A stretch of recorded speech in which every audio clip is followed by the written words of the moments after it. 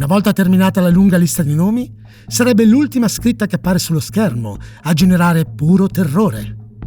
Queste sono le vittime di domani. Buonanotte.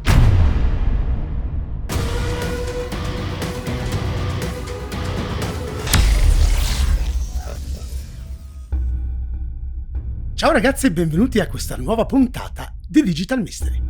Visto il notevole successo del mio ultimo video sul demone a 9 code, oggi voglio proporvi un'altra leggenda giapponese. Questa volta però molto più recente, e la cui nascita la dobbiamo ad internet. Se state pensando a un creepypasta, direi che avete colto nel segno.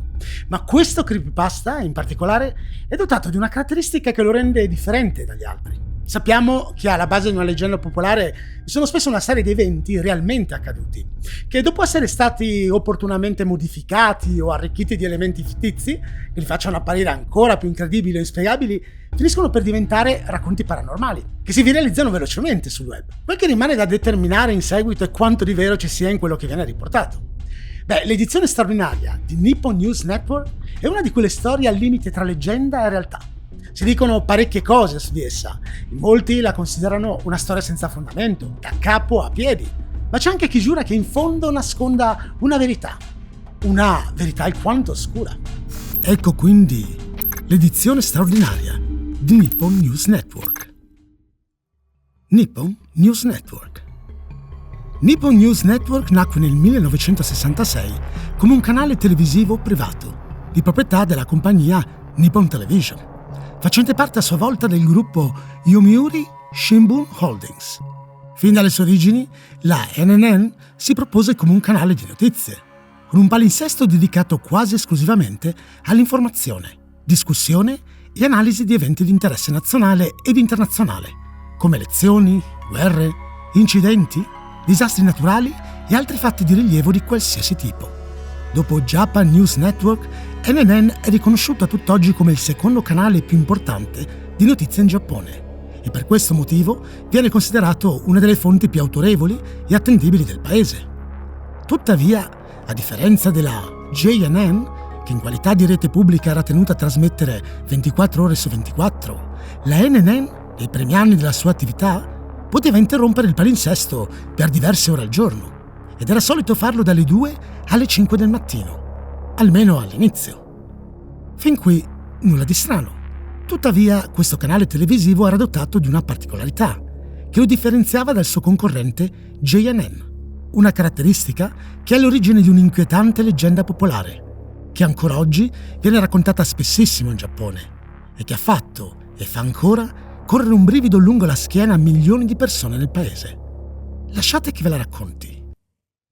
L'edizione straordinaria. Su numerosi forum, pagine web e reti sociali giapponesi è presente una sorta di avvertimento.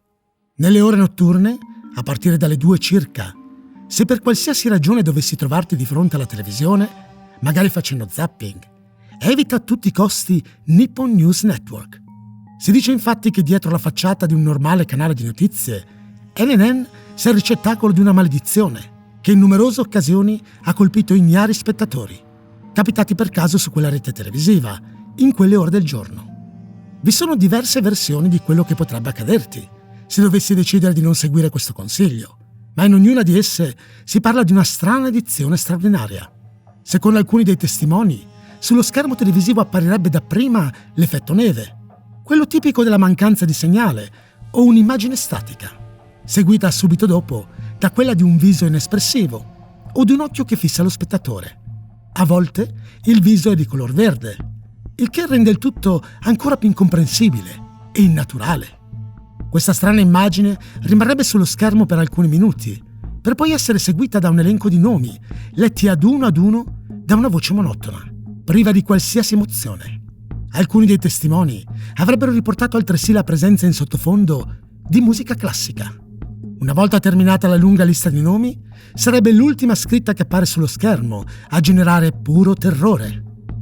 Queste sono le vittime di domani. Buonanotte. E qui esistono 2 varianti della leggenda. Una parte dei testimoni dice che nella lista di nomi è possibile riconoscere quello di persone care, amici, parenti o semplicemente conoscenti, che il giorno dopo cadono davvero vittime di un incidente fatale. Altri, invece, non parlano di persone conosciute, ma affermano di aver potuto constatare la veridicità di questa terrificante premonizione. Sia come sia, tutte le varianti della leggenda coincidono su un punto. L'edizione straordinaria di NNN rappresenta una sorta di oscuro presagio che preannuncia una terribile catastrofe in cui periranno la vita numerose persone. E quella catastrofe si verifica realmente. Un punto che tutti coloro che hanno assistito a questa trasmissione di origine paranormale condividono al 100%. Quindi l'unico modo di proteggersi è quello di evitare quel canale televisivo durante la notte.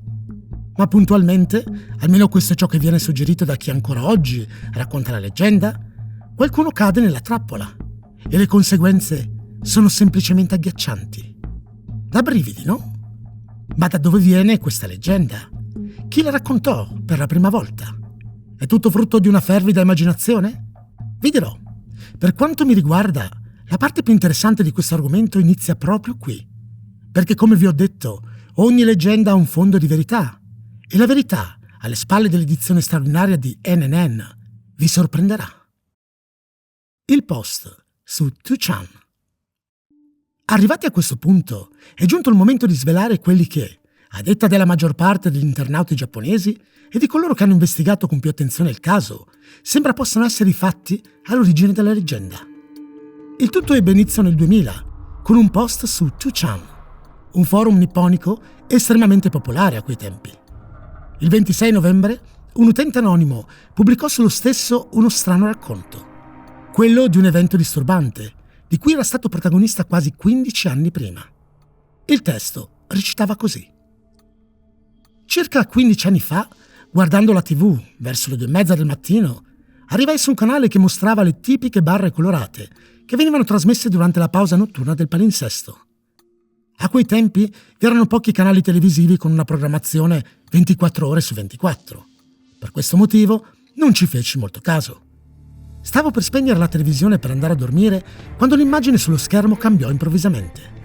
Si trattava della fotografia di una discarica di rifiuti, o forse di un video statico, non saprei dirlo con certezza. Ebbi giusto il tempo di realizzare quello che stavo vedendo quando al centro dell'immagine apparve una scritta: Edizione straordinaria di NNN. Il testo lampeggiava e sono quasi sicuro che lo fece per alcuni minuti senza che accadesse praticamente nulla. In seguito, la scritta centrale lasciò spazio a una serie di nomi, un elenco che scorreva sullo schermo come titoli di coda di una pellicola cinematografica. In sottofondo era possibile sentire una voce che li leggeva, una voce monotona e innaturale, accompagnata da una musica cupa, quasi tenebrosa. Dopo 5 minuti, al termine della lunga lista di nomi, ecco arrivare la scritta finale, quella che al solo ricordarla mi fa correre un brivido lungo la schiena. Queste saranno le vittime di domani. Buonanotte. Ho raccontato questa mia spaventosa esperienza a molte persone, colleghi, amici, familiari, ma nessuno di loro vuole credermi. Ho la certezza di quello che vidi allora. Ricordo ogni particolare di quei 5 minuti in cui rimasi a fissare lo schermo e non ho dubbi in merito a quella scritta finale. Fatto sta che da allora non ho più avuto il coraggio di guardare la televisione passata la mezzanotte. Ancora oggi mi chiedo cosa diavolo era quella cosa. Molto probabilmente vi starete chiedendo se questo post sia stato davvero pubblicato su quel forum nel 2000. Beh, sembra proprio di sì. E sembra anche che il suo autore non lo presentasse come una storia di fiction, bensì come un'esperienza reale. Ma facciamo un breve calcolo. Se diamo credito alle parole dell'utente, giungiamo alla conclusione che il fatto avvenne nel 1985 ed è qui dove quanto riportato dall'utente di 2chan guadagna una certa credibilità. Connessioni con la realtà. Nel 1985 il volo 123 della Japan Airlines fu vittima di un terribile incidente. Le vittime furono moltissime e le difficoltà per identificarle o semplicemente recuperarne i resti fu impressionante.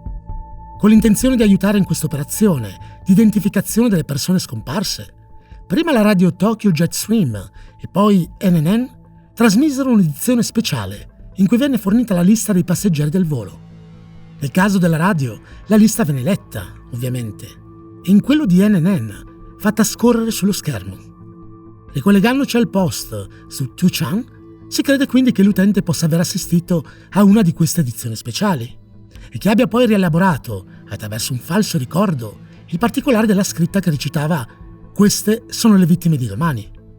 Una caratteristica questa che rende il fatto paranormale, ma non escluso possa aver avuto origine da una sorta di glitch della memoria.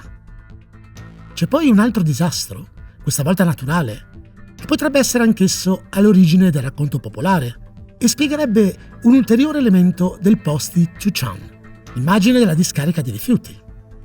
Nel 1986, a un anno di distanza dall'incidente del volo della Japan Airlines, il vulcano Mihara dell'isola di Oshima, vicino a Tokyo, si risvegliò bruscamente.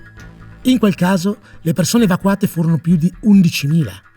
I primi soccorsi arrivarono sull'isola alle 22 di sera e durante la notte la NNN trasmise una semplice immagine statica di un punto dell'isola, adiacente al vulcano, dove erano evidenti le disastrose conseguenze dell'eruzione. Ovviamente non si trattava di una discarica, ma la zona era cosparsa di rifiuti e la fotografia sembrava proprio quella di un immondezzaio. È possibile che questa immagine abbia contaminato, se così possiamo dire, il ricordo di quella della lista delle vittime del disastro aereo riportata dall'utente del forum? Se questa ipotesi dovesse essere confermata, mancherebbe solo un ultimo punto da chiarire, capace di spiegare del tutto anche l'elemento più strano della leggenda. Parlo naturalmente della faccia verde che appare sullo schermo poco prima che inizi a scorrere la lista dei nomi delle vittime. Si crede infatti che questo misterioso personaggio sia ispirato a Hitoshi Matsumoto, che nel 1992, in occasione di una trasmissione speciale del canale televisivo, salutò gli spettatori apparendo sullo schermo con il viso dipinto di color verde. Se a questo gli aggiungiamo un problema tecnico a cui fu soggetta la trasmissione, che causò un'interruzione del segnale televisivo per alcuni minuti, un breve lasso di tempo in cui sullo schermo fu visibile unicamente l'effetto neve, la leggenda popolare è servita. Un creepypasta dei nostri giorni. La leggenda si fece molto popolare in Giappone durante i primi anni del 2000, ma l'apice della sua popolarità lo raggiunse nel 2007, quando su YouTube apparve un video in cui veniva ricostruito il filmato in cui veniva riprodotta la lista dei nomi. Si sa che il 2007 fu un anno molto prolifico per quanto riguarda i creepypasta. Quindi NNN finì per entrare a pieno titolo in quell'universo in cui personaggi come Slenderman, Jeff the Killer e molti altri la fanno da padrone. E il resto è storia.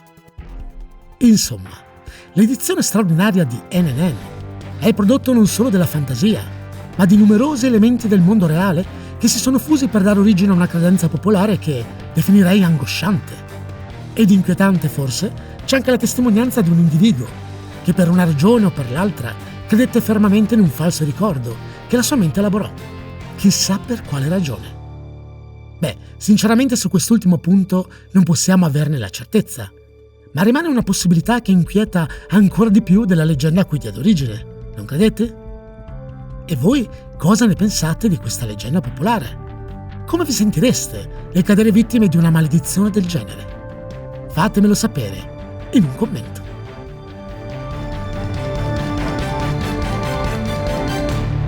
Se ti è piaciuto il video, iscriviti al canale, lascia like o condividilo con i tuoi amici. Un saluto e al prossimo video dell'inspiegabile.